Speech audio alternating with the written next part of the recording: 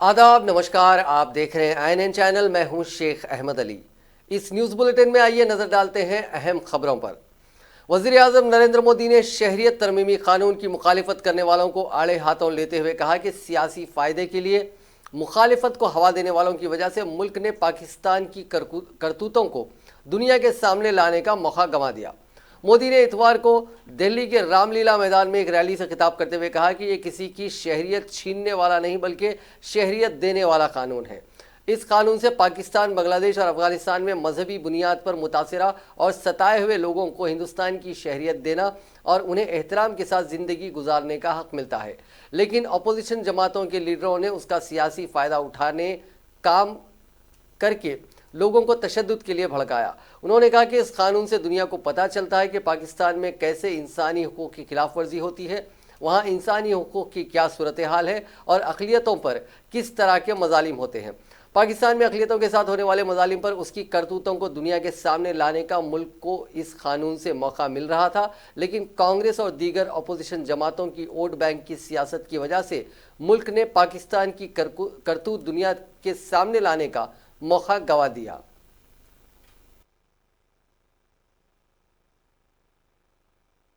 पाकिस्तान में बंधुआ मजदूर बनाकर रखा गया था।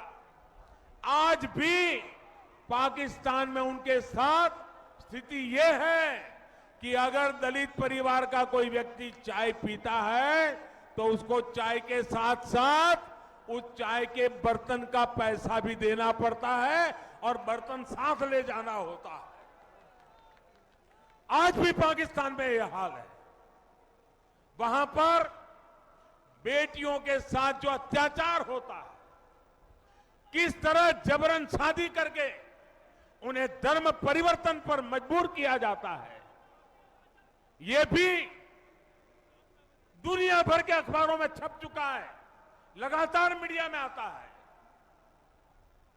ये सिर्फ इसलिए होता है क्योंकि उनकी श्रद्धा अलग है, आस्था अलग है, पूजा पद्धति अलग है।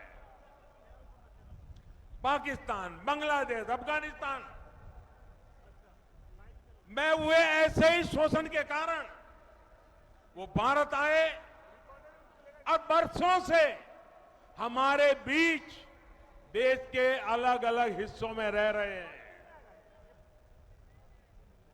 भाइयों बहनों, एक ऐसी चर्चा है, पार्लियामेंट में चर्चा हुई, अगर हिंदुस्तान के राजनीतिक नेताओं को अपनी स्वार्थ निजी राजनीति से दूर का दिखता, ये ऐसा मौका था हम दुनिया में। कांग्रेस के साबिक सदर राहुल गांधी ने वज़ीर आज़म नरेंद्र मोदी और वज़ीर दाखिला अमित शाह पर मईशत को तबाह करने का इल्ज़ाम आयद करते हुए कहा कि उन्होंने मुल्क के नौजवानों का मुस्तकबिल तबाह कर दिया है और उनके पास उसका कोई जवाब नहीं है। राहुल गांधी ने इतवार को नौजवानों से खिताब करते हुए ये ट्वीट किया और कहा कि प्यारे नौजवानों, मोदी और शाह ने आपका मुस्तकबिल तबाह कर दिया है। मईशत को हुए नुकसान और नौकरियों की किल्लत को लेकर वो आपके गुस्से का सामना नहीं कर सकते हैं। यही वजह है कि वो हमारे प्यारे हिंदुस्तान को तकसीम कर रहे हैं और पस पर्दा नफरत फैला रहे हैं। उन्होंने कहा कि उनके पास नौजवानों के सवालात का जवाब नहीं है, इसलिए तो वो तकसीम करने की हिकमत अमली अपना रहे हैं। लेकिन मुल्क को बचाने के लिए हमें हर हिंदुस्तानी के साथ मोहब्बत से पेश आना है। उन्होंने कहा कि हर हिंदुस्तानी के तई मोहब्बत का जज्बा रखकर ही हम उनकी तकसीम कारी के इरादों को नीस्तो नाबूद कर सकते हैं। कांग्रेस जनरल सेक्रेटरी प्रियंका गांधी वाड्रा ने इतवार को बिजनौर पहुंचकर शहरियत तरमीमी कानून के खिलाफ हुए एहतजाजी मुजाहरों में जाँ बहक होने वाले अफराद के अहले खाना से मुलाकात करके उनकी ढारस बंधाई। कड़ाके की सर्दी में तकरीबन 3 बजे नेहटोर पहुंची प्रियंका गांधी ने कहा कि इस मुश्किल वक्त में वो मुतासिरा अहले खाना के साथ खड़ी हैं। उन्होंने कहा कि हुकूमत बहुत ज़्यादा जुल्म सितम पर आमादा है। कांग्रेस जनरल सेक्रेटरी बगैर किसी शेड्यूल के अचानक बिजनौर के नेहटोर पहुंची और एहतजाज में जाँ बहक होने वाले अनीस और सुलेमान के अहले खाना से मुलाकात की। दोनों ही जुमे की दोपहर एहतजाज के दौरान होने वाली फायरिंग में जाँ बहक हुए थे। वहीं कांग्रेस जनरल सेक्रेटरी के ज़िले में अचानक पहुंचने से ज़िला इंतज़ामिया में हड़कंप मच गया।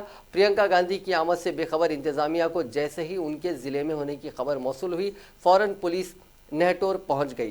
काबिल जिक्र है कि जुमे को नमाज के बाद शहरियत तरमीमी कानून के खिलाफ हुए एहतजाजी मुजाहरे में अचानक तशद्दुद फूट पड़ने के बाद फायरिंग में 2 अफराद की मौत हो गई थी। पुलिस ने इस मामले में 50 नामजद जबकि 2500 नामालूम अफराद के खिलाफ मुकदमा दर्ज किया है। पुलिस ने 6 अफराद को गिरफ्तार करके जेल भेज दिया है, जबकि लोगों की अपील के बाद भी बाजार में सन्नाटा रहा और दुकानें नहीं खुली। इस मौके पर प्रियंका गांधी ने कहा कि शहरियत तरमीमी कानून मुल्क के मफाद में नहीं है।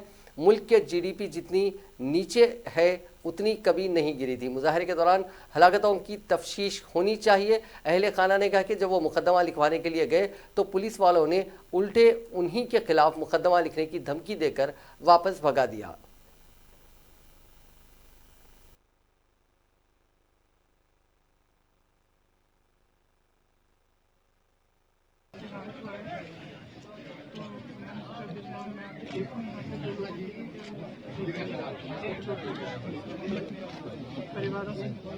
मैम, नागरिकता बिल कानून को लेकर विरोध हो रहा है, क्या कहना है इस पर आपका?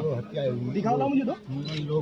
बहुत अजीब परिस्थितियों में हुई है। मैं सुन रही थी परिवार से, खासतौर से उस परिवार से। लोग और आईसीयू में भी है, बताते हैं बहुत अजीब परिस्थितियों में, और मेरे ख्याल से यहाँ पे इंक्वायरी होनी चाहिए। मैडम, यहाँ उल्टा किस तरह से हुई है, क्या हुआ है। मैडम, यहाँ उल्टा 2500 लोगों पे और मुकदमे दर्ज किए गए हैं। 60 बल्कि जो परिवार के सदस्य हैं मुझे बता रहे थे कि जब वो FIR दर्ज करना चाह रहे थे तो उनको बताया गया कि आप दर्ज करोगे तो आप पर मुकदमा लगेगा। इस तरह की चीज़ तो ये गैर कानूनी चीज़ है। मैम, किस तरह की इंक्वायरी होनी चाहिए? ऐसी इंक्वायरी होनी चाहिए कि सब पता चले। मैं जो नागरिक संशोधन कानून है ये क्या जनहित में है? एकदम देखिए, ये कानून जो है एकदम जनहित के खिलाफ है, खासतौर से गरीबों के लिए। आप बताइए, आप एक किसान से उसकी जमीन नहीं है, आप उससे कागजात मांगेंगे और उससे सबूत मांगेंगे कि वो हिंदुस्तान का नागरिक है कि उसकी भारतीयता का आप सबूत मांगेंगे। कोई डेली वेज में काम कर रहा है, शहर में काम कर रहा है, उसने जाके शहर में अपना घर बसा लिया, एक झुग्गी ले ली, आप उससे उसकी जमीन के कागज मांगेंगे? कौन सा पहचान मांगेंगे कि पता नहीं कोई भी साल आपने ले लिया, 1971 ले लिया या जो भी ले लिया, कह दिया उससे पहले का कोई पत्र दिखाइए, कोई कागज दिखाइए कि आप हिंदुस्तान के नागरिक हैं, नहीं तो हम आपकी नागरिकता नहीं मानते। मैं मोदी जी तो कहते हैं भारतीयता का जो सबूत है उसको मांगने की इजाजत नहीं है। मुतनाज़िया शहरियत कानून के खिलाफ मुल्क भर में एहतजाजी मुजाहरों का सिलसिला जारी है। वहीं हैदराबाद में यूनाइटेड मुस्लिम एक्शन कमेटी के ज़ेर एहतमाम दारुस्सलाम पर मुतनाज़िया कानून के खिलाफ बड़े पैमाने पर एहतजाजी जलसा मुनक़िद किया गया, जिसमें बिला लिहाज मज़हब व मिल्लत लाखों अफराद ने शिरकत की। एहतजाजी जलसे को खिताब करते हुए सदर मजलिस इत्तेहादुल मुस्लिमीन असदुद्दीन अवैसी ने कहा कि मुतनाज़िया कानून आइन की खिलाफ वर्जी है और उसके खिलाफ लड़ाई का मकसद भारत को बचाना है। उन्होंने मुल्क के इंसाफ पसंद व सेकुलर अवाम से दस्तूर को बचाने की अपील की। उन्होंने मुतनाज़िया कानून और NRC के खिलाफ लड़ाई को तवील अरसे तक जारी रखने की वकालत की, जबकि उन्होंने एहतजाज के दौरान तशद्दुद से बाज रहने की सख्ती से तलकीन की। हैदराबाद के रुकने पार्लियामेंट ने CAA और NRC पर मरकजी हुकूमत की नीयत पर सवाल उठाते हुए कहा कि मुल्क गोवालकर का नहीं बल्कि गांधी, नेहरू और मौलाना आज़ाद का है। यहाँ मजहब के नाम पर बांटने की साजिशें नाकाम हो जाएंगी। असदुद्दीन अवैसी ने अपने खिताब के दौरान लोगों से शहरियत कानून के खिलाफ आवाज़ बुलंद करते हुए अपने घरों पर तिरंगा परचम लहराने की अपील की, ताकि इस अमल के ज़रिए मरकज़ी हुकूमत तक ये पैगाम पहुँचाया जा सके कि इस मुल्क में गांधी जी के उसूल और अम्बेडकर का दस्तूर अभी तक जिंदा है। इस जलसे को मौलाना मुफ्ती खलील अहमद और दीगर मजहबी कायदीन ने खिताब किया।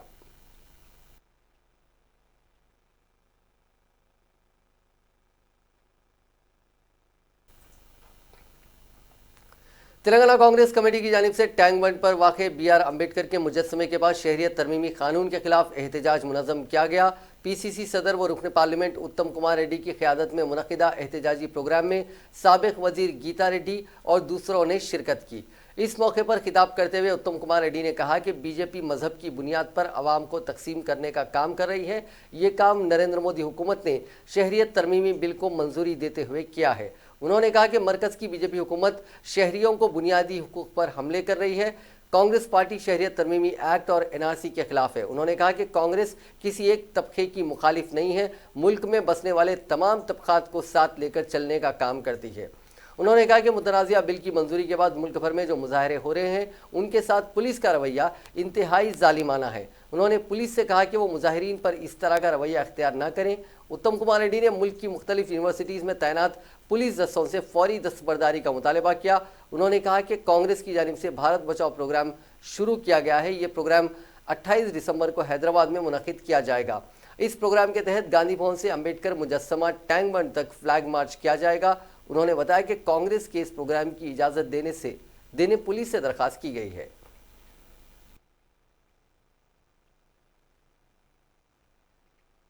मेरा हिंदी थोड़ा कमज़ोर है।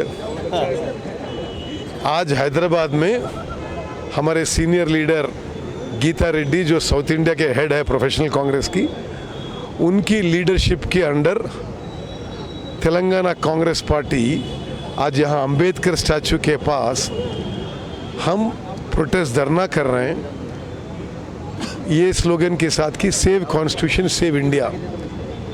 ये सिटीजनशिप अमेंडमेंट एक्ट जो है और जो आने वाला एनआरसी है वो against the very idea of India.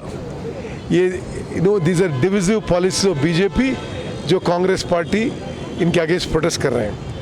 और भी सीरियस इशू है कि पूरी देश में police excessive force, brutal force, barbaric methods use करके ये प्रोटेस्ट को सप्रेस करना चाहते हैं। यूपी में 9 लोग पुलिस गोली से मारे जाते हैं। चेन्नई में प्रोमिनेंट हिस्टोरियन रामचंद्र गुहा को अरेस्ट किया जाता है। दिल्ली में जामिया मिलिया इंस्टीट्यूट में स्टूडेंट्स को दबाया जाता है। हम इन चीज़ों के खिलाफ against the brutal repression of students and citizens by police, we are also protesting here today. Telangana government अभी तक इस पे कोई बयान नहीं दिया है, बात करेंगे या नहीं? सब कुछ हम अरे सारे सबको ही बुलाओ यार। We demand that Telangana government give a categorical statement that they will not implement.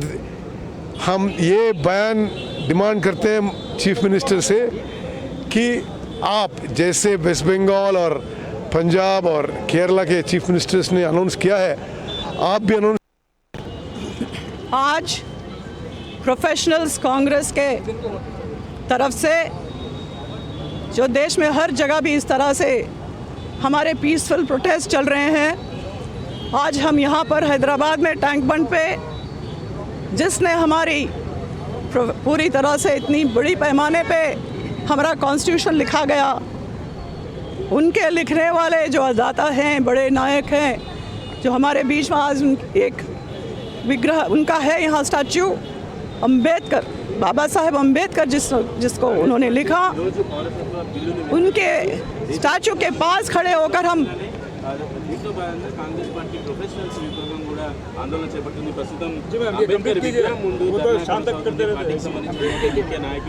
उनके पुतले के पास हम खड़े होकर आज प्रीएम्बल ऑफ द कॉन्स्टिट्यूशन पढ़ने वाले हैं।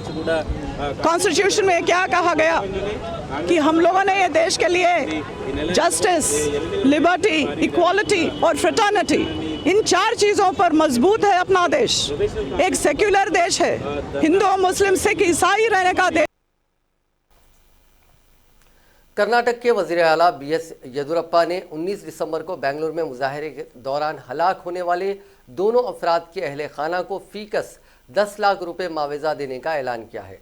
रियासत कर्नाटका में शहरियत तरमीमी कानून के खिलाफ जगह जगह एहतजाजी रैली को रोकने के लिए अचानक 18 दिसंबर 2019 ही की रात से रियासत भर में दफ़ा 144 नाफिज किया गया था। इसके बावजूद लेफ्ट पार्टियों की जानिब से धरना जारी रहा। उसके अगले दिन यानी जुमेरात 19 दिसंबर को पूरी रियासत में सेक्शन 144 नाफिज किया गया। इसके बावजूद भी लोग कसीर तादाद में सड़कों पर निकलकर एहतजाज कर रहे थे, जिसकी वजह बनाकर पुलिस ने फायरिंग शुरू कर दी। इस फायरिंग में 2 लोगों की जानें गईं और मुतअद्दिद लोग जख्मी हुए थे। पुलिस की लाठीचार्ज के दौरान जो लोग हलाक हुए, उनके अहले खाना को कर्नाटक के वज़ीर आला BS येदियुरप्पा ने 10 लाख रुपए मुआवजा देने का ऐलान किया। शहरियत तरमीमी कानून के खिलाफ पूरे मुल्क में एहतजाज का सिलसिला जारी है। इस सिलसिले में बेंगलुरु में भी एहतजाज किया गया था। राजस्थान के वज़ीर आला अशोक गहलोत ने मरकजी हुकूमत से शहरियत तरमीमी कानून फ़ौरन मुस्तरद करने का मुतालबा किया। गहलोत ने आज यहाँ एक रियासती कांग्रेसी दफ्तर में सहाफ़ियों से कहा कि वज़ीर आज़म नरेंद्र मोदी और वज़ीर दाखिला अमित शाह धमकाने वाली ज़बान बोल रहे हैं। ऐसी सूरत में जब अमन बहाल करने की ज़रूरत है वो लोगों की जायदादें जब्त कर रहे हैं। उन्होंने कहा कि जामिया मिलिया इस्लामिया से शुरू हुआ अवामी एहतजाज मुल्क भर में फैल गया है।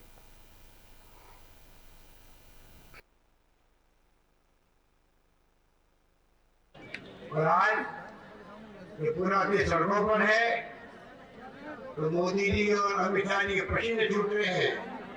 इसलिए आप लोग चीन के अंदर क्या बोल रहे हैं, पसीने आ रहे हैं। गृह मंत्रालय स्पष्टीकरण देता हुआ झग रहा है, कुछ नहीं है। पूरा देशवासी के किसी खिलाफ नहीं है, किसी धर्म के खिलाफ नहीं है। आप बताइए आज स्थिति आपकी बन गई, कभी आप कहने की हिम्मत नहीं कर रहे हो। अरे किस बात में घमंड है ऐसा? मैं आपके अंदर लोकतंत्र है, जनता ने आपको चुनाव जीता के भेजा है, आप राज कर रहे हो, हम विपक्ष में हैं। आपका धर्म कहता है हम घमंड छोड़ करके देश पुकार रहा है। क्षमा लेते हुए ये आपका जो नागरिक संविधान संशोधन कानून बना इसको आप वापस लो। एनआरसी के लिए घोषणा करो, लागू नहीं होगी देश के अंदर।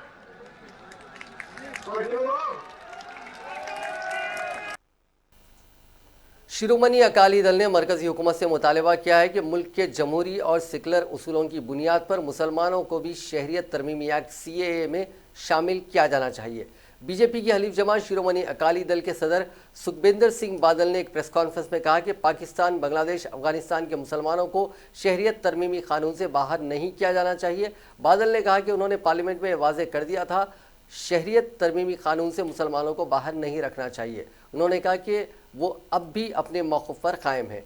जमहूरी और सेक्युलर उसूलों के साथ गुरु साहिबान के पैगाम को ध्यान में रखते हुए मुसलमानों को CAA से बाहर नहीं किया जाना चाहिए। बहुजन समाज पार्टी की सदर मायावती ने दिल्ली के जामा मस्जिद इलाके में शहरियत तरमीमी कानून और शहरियत के कौमी रजिस्टर NRC के खिलाफ एहतजाजी मुजाहरे में हिस्सा लेने के लिए भीम आर्मी के सरबराह चंद्रशेखर की तनकीद करते हुए कहा कि ये दिल्ली असेंबली इलेक्शन के पेश नज़र सियासी फ़ायदा लेने की कोशिश है। मायावती ने ट्वीट करके कहा कि चंद्रशेखर अपने सियासी मफादात की वजह से BSP मुखालिफ पार्टियों के हाथों में खेल रहे हैं। वो जानबूझकर उन रियासतों में एहतजाजी मुजाहरों में हिस्सा ले रहे हैं जहां BSP मजबूत है। BSP सरबराह ने इल्ज़ाम लगाया कि चंद्रशेखर BSP के वोटों को मुतासिर करने के लिए ज़बरदस्ती जेल जा रहे हैं। उन्होंने कहा कि चंद्रशेखर उत्तर प्रदेश के रहने वाले हैं, लेकिन वो CAA और NRC के मसले पर दिल्ली के जामा मस्जिद इलाके में मुजाहरे में शामिल होकर ज़बरदस्ती गिरफ्तार हुए हैं। मायावती ने कहा कि चंद्रशेखर की ये कोशिश दिल्ली असेंबली इलेक्शन में फ़ायदा लेने की कोशिश है। उन्होंने मजीद कहा कि पार्टी के लोगों को ऐसी तंजीमों, ऐसे लोगों से दूर रहना चाहिए। उन्होंने कहा कि ऐसे लोगों को कभी पार्टी में शामिल नहीं किया जाएगा। मरकजी ममलिकती वज़ीर दाखिला जी किशन रेड्डी ने आज जुबली हिल्स में अपोलो हॉस्पिटल में state of the art brain and spine sweet का इफ्तिताह अंजाम दिया। ये sweet advanced intra operative MRI से लैस है। ये स्वीट दुनिया भर में यूनिक है जो पेचीदा सर्जरीज में मददगार साबित होगा। इस मौके पर अपोलो हॉस्पिटल्स ग्रुप की joint managing director Sangeeta Reddy और हॉस्पिटल के दीगर आला ओहदेदार मौजूद थे।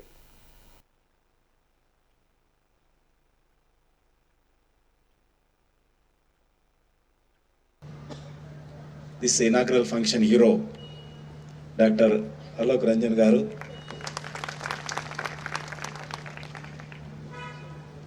Dr. Hari Prasad garu, Subramanian garu,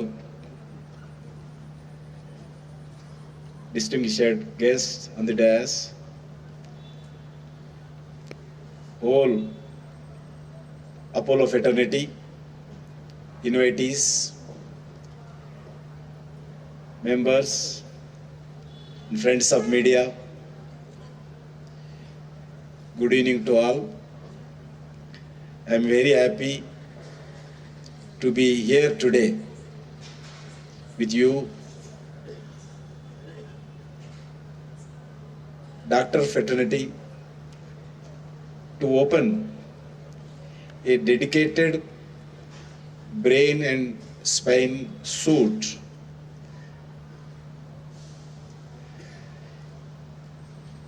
here at Apollo City. I call this Apollo City in Hyderabad. Apollo is the one hospital I have been. Puducherry इंतजामिया ने सदर जमहूरिया रामनाथ कोविंद के पीर के रोज मुजवजा दौरे के सिलसिले में सिक्योरिटी इंतजाम सख्त किए हैं। कोविंद 2 रोज़ा दौरे पर कल वहां पहुंच रहे हैं। वो पुडुचेरी यूनिवर्सिटी के कॉन्वोकेशन से खिताब करेंगे। इस दौरान पुडुचेरी यूनिवर्सिटी के 2 तुलबा ने सोशल मीडिया पर कहा कि CAA के मुखालिफत की वजह से वो सदर के हाथों डिग्री कबूल नहीं करेंगे। झारखंड की राजधानी रांची में इंजीनियरिंग की तालिबा को जिनसी ज्यादती का शिकार बनाने के बाद गला दबाकर कत्ल करके उसे जला देने के 3 साल पुराने मामले में सेंट्रल ब्यूरो ऑफ इन्वेस्टिगेशन की खुसूसी अदालत ने रिकॉर्ड वक्त में समाअत मुकम्मिल करते हुए मुलजिम राहुल उर्फ राज को फांसी की सजा सुनाई है। CBI की खुसूसी अदालत के CBI के खुसूसी जज AK मिश्रा की अदालत ने महज 16 दिन के काम में 30 गवाहों के बयान दर्ज करवाकर 2 दिनों में दोनों फरीकों के दलाइल सुनने के बाद मुलजिम राहुल राज को मुजरिम करार दिया था। हफ्ते के रोज सजा पर समाअत के बाद अदालत ने उसे फांसी की सजा सुनाई। मामला 15 दिसंबर 2016 की रात का है। मुलजिम के मुताबिक बोटी महल्ले में इंजीनियरिंग की 19 बरस की तालिबा को जिनसी ज्यादती का शिकार बनाने के बाद गला घोंटकर कत्ल कर दिया गया और उसकी लाश को कमरे में ही जला दिया गया था। 16 दिसंबर 2016 की सुबह कत्ल की वारदात के बारे में पुलिस को मकामी लोगों से इत्तला मौसूल हुई। इत्तला मिलने पर पुलिस जब तालिबा के कमरे में पहुंची तो वो जल रही थी। कमरे से धुआं निकल रहा था। झारखंड के बड़काना की रहने वाली तालिबा एक दिन पहले ही रांची लौटी थी। रांची पुलिस और CID ने मुश्तरका तौर पर मामले की तफ्तीश की। इस वारदात में 500 से ज्यादा अफराद से पूछगछ के बावजूद पुलिस और CID मामले की तह तक पहुंच नहीं पाई। बाद अज़ां वज़ीर आला रघुवर दास ने तफ्तीश की जिम्मेदारी CBI को सौंपे जाने की मंजूरी दी। CBI ने इस मामले में 28 मार्च 2018 को FIR दर्ज करवाकर रिसर्च शुरू किया। CBI ने प्रोडक्शन वारंट की बुनियाद पर मामले के अहम मुलजिम राहुल राय को 22 जून 2019 को उत्तर प्रदेश की राजधानी लखनऊ से गिरफ्तार कर रांची लाई और उसे बरसा मंडी मरकजी जेल भेज दिया। CBI ने खुसूसी अदालत में राहुल के खिलाफ 19 सितंबर को फर्द जुर्म दाखिल किया और 25 अक्टूबर को उसके खिलाफ इल्जाम तय हुए। तेलंगाना हाईकोर्ट के अहकामात के बाद all India institute of medical sciences के सीनियर तरीन फॉरेंसिक मेडिसिन डॉक्टर्स पर मुश्तमिल मेडिकल बोर्ड तश्कील दिया गया है। ये बोर्ड 3 अरकान पर मुश्तमिल होगा, जिसका क़याम एम्स के department of forensic medicine and toxicology की जानिब से किया गया है। यह मेडिकल बोर्ड हैदराबाद एनकाउंटर के मुलजिमीन की नाशों का दोबारा पोस्टमार्टम करेगा।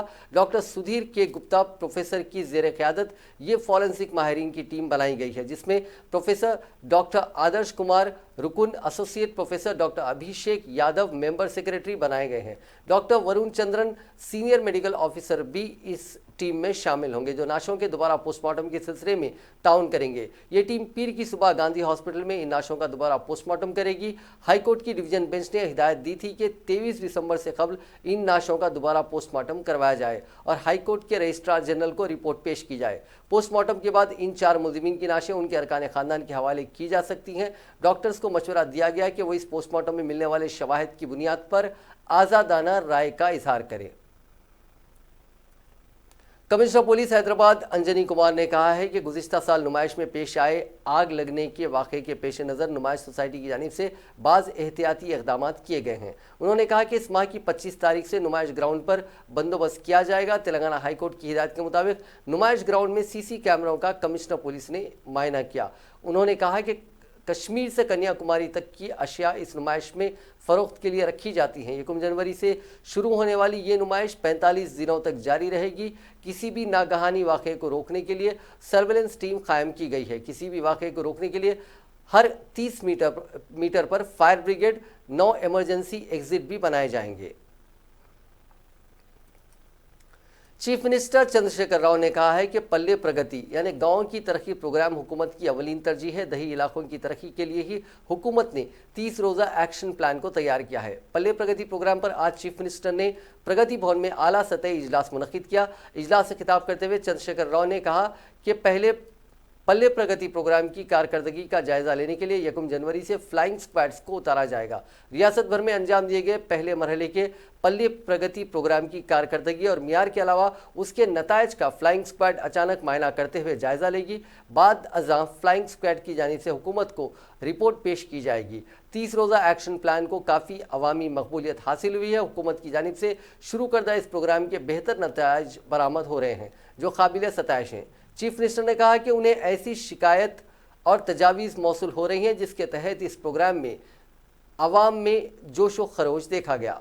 वो जोश व खरोश ओहदेदारों और अवामी मुंतखबा नुमाइंदों में नहीं देखा गया। उन्होंने कहा कि फ्लाइंग स्क्वाड के ज़रिए प्रोग्राम का जायज़ा लेने का जो फैसला किया गया है उसके ज़रिए हुकूमत उसमें पाए जाने वाली खामियों को दूर करेगी।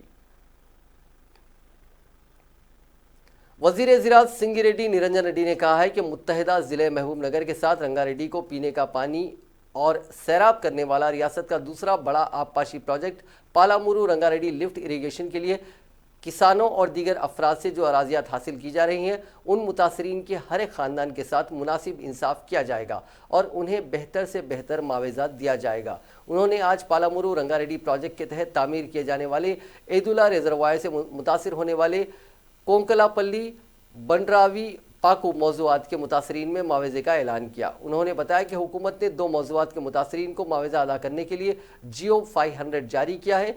निरंजन रेड्डी ने रिजर्वायर के लिए अपनी अराजियात देने वाले किसानों के साथ चीफ मिनिस्टर चंद्रशेखर राव की जानिब से शुक्रिया अदा किया जिन्होंने मुतासरीन को फौरी राहत पहुँचाने के लिए जियो जारी किया। वज़ीर ज़राअत ने कहा कि 2 मौज़ूआत के 998 मुतासरीन के लिए हुकूमत ने 140 करोड़ रुपये जारी किए हैं। इसके अलावा R&R सेंटर की तरक्की के कामों के लिए हुकूमत ने अलहदा तौर पर 57 करोड़ रुपए जारी किए हैं।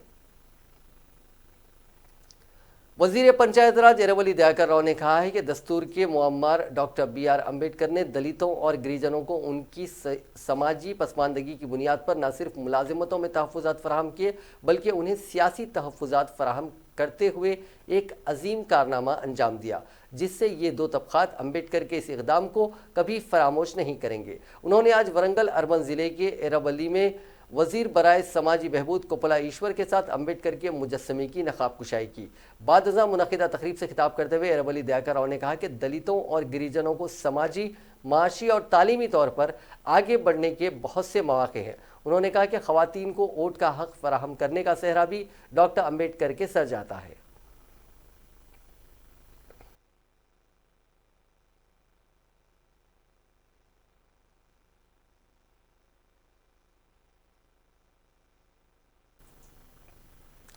आदिलाबाद लोकसभा से बीजेपी की नुमाइंदगी करने वाले रुकन पार्लियामेंट स्वयं बापू राव ने कहा है कि उन्होंने वज़ीर आज़म नरेंद्र मोदी से मुलाकात करते हुए रियासत के चीफ मिनिस्टर व सरबराह TRS चंद्रशेखर राव को मुलाकात का वक्त न देने का मशवरा दिया है। निर्मल में मीडिया से बात करते हुए बीजेपी के रुकन पार्लियामेंट ने चीफ मिनिस्टर पर शदीद तनकीद करते हुए कहा कि मरकज़ की जानिब से हर प्रोग्राम और स्कीमात के लिए खातिर ख्वाह फंड जारी करने के बाद भी चीफ मिनिस्टर मरकज़ से फंड्स ना मिलने की हर वक्त शिकायत करते रहते हैं।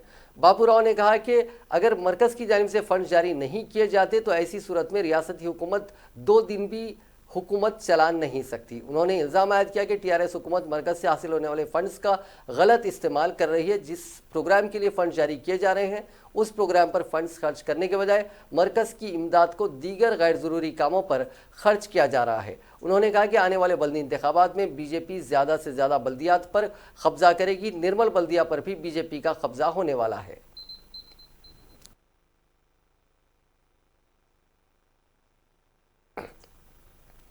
Telangana state road transport corporation ने बगैर टिकट सफ़र करने वाले मुसाफिरीन को ज़्यादा से ज़्यादा 500 रुपये जुर्माना आयद करने की इक़दामात करने का फैसला किया है। RTC ज़राए के मुताबिक अब तक RTC बसों में बगैर टिकट सफ़र करने वाले मुसाफिरीन के खिलाफ कोई ख़ास कार्रवाई नहीं होती थी। अलबत्ता बस कंडक्टर को उसके लिए ज़िम्मेदार करार दिया जाता है, लेकिन बहुत जल्द ऐसे वाक़यात में बस कंडक्टर के खिलाफ कोई कार्रवाई नहीं की जाएगी। सिर्फ टिकट के बगैर सफर करने वालों के खिलाफ जुर्माना आयद करने की गुंजाइश फराहम की जा रही है। अलबत्ता टिकट की रकम वसूल करने के बाद टिकट न देने वाले कंडक्टर के खिलाफ कार्रवाई की जाएगी। शहर के एनटीआर स्टेडियम में पीर यानी 23 दिसंबर को हैदराबाद बुक फेयर का इफ्तिताह अमल में आएगा। गवर्नर तमिलिसाई सौंदरराजन पीर के दिन हैदराबाद बुक फेयर का इफ्तिताह करेंगी। बुक फेयर के मुंतजिमीन ने बताया कि 23 दिसंबर से 1 जनवरी तक इंदिरा पार्क एनटीआर स्टेडियम में किताबों की नुमाइश जारी रहेगी। सुबह 11 बजे तक रात 10 बजे तक नुमाइश खुली रहेगी। उन्होंने बताया कि पहली मरतबा साल 1986 में सिटी लाइब्रेरी से ताल्लुक़ रखने वाले 50 पब्लिशर्स ने हैदराबाद बुक फेयर का आगाज़ अमल में लाया था, जो अब कौमी सतह पर मुनक़िद होने वाला है। किताबों की नुमाइश में कलकत्ता बुक फेयर के बाद दूसरे मुकाम पर है। हैदराबाद बुक फेयर में मुख्तलिफ रियासतों के पब्लिशर्स अपनी किताबों की नुमाइश करेंगे। नुमाइश में 350 स्टॉल्स लगाए गए हैं, जिसमें हर ज़बान की किताब दस्तयाब रहेगी। नाजरीन, इस न्यूज़ बुलेटिन में बस इतना ही। देखते रहिए INN चैनल।